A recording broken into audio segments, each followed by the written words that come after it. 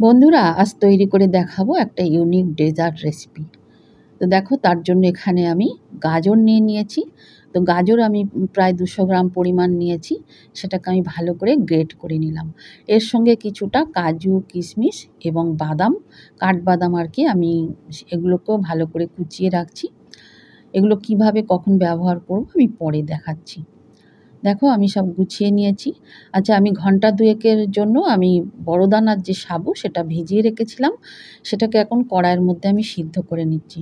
সিদ্ধ হয়ে গেছে মিনিট 5-এর মধ্যে। এবার এটাকে আমি ঠান্ডা জলে ভালো করে ধুয়ে নিয়েছিলাম যাতে দলা পাকিয়ে না যায়। সেটাকে আমি সাইডে রেখেছি। এবার কড়াই আমি ঘি দিয়েছি।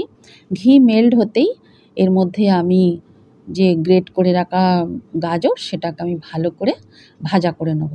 একটু ভেজে নিয়ে যাতে এর কাঁচা গন্ধটা চলে যায় সেই মতো অবস্থায় আমি ভেজে নেব। আচ্ছা, কিছুটা ভাজা হলেই এর মধ্যে আমি যে কাজু কিশমিশটা ওটা আমি দিয়ে দেবো, কুচনো কাজু কিশমিশটা। আর বাদামটা আমি দেবো না, বাদামটা আমি পরে ইউজ করব। তো দেখো, একটু ভাজা ভাজা হয়ে গেলে এর মধ্যে আমি 500 ml দুধ দিয়ে দেবো। এবার দুধে একটু গাজরটা ফুটে সিদ্ধ হয়ে গেলে তারপর আমি চিনি দেবো।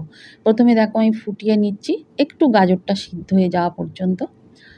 যেই সিদ্ধ হয়ে যাবে এর মধ্যে আমি চিনি দিয়ে দেবো। আগে চিনি দিলে কিন্তু গাজরটা সিদ্ধ হবে না। ঠিক আছে, আমি এবারে হাফ কাপের একটু বেশি চিনি দিয়ে দিলাম। চিনিটা তোমরা কম বেশি করে নেবে। আচ্ছা, চিনি যেই মেল্ট হয়ে গেছে এবার আমি ওর মধ্যে যে সাগুদানা যে সিদ্ধ করে রেখেছিলাম ওটা দিয়ে দিলাম। একটু নাড়াচাড়া করতেই এটা তৈরি হয়ে যাবে। তো দেখো, আমার ডেজার্ট রেডি হয়ে গেছে। এবার আমি এটা একটা পাত্রে তুলে আমি মিনিট 5-এর জন্য আমি ফ্রিজে রাখবো, নর্মাল ফ্রিজে। একটু ঠান্ডা ঠান্ডাই এটা পরিবেশন করা ভালো। একটু ঠান্ডা হলে তারপরে এটাকে আমি ওপরে কাঠবাদাম সাজিয়ে আমি পরিবেশন করব। ভালো লাগলে বন্ধুরা তোমরা এইভাবে তৈরি করে নেবে। পুরো ভিডিও দেখতে হলে ভিডিওর ডিটেল টাইটেলে ক্লিক করে তোমরা পুরো ভিডিও দেখে নেবে।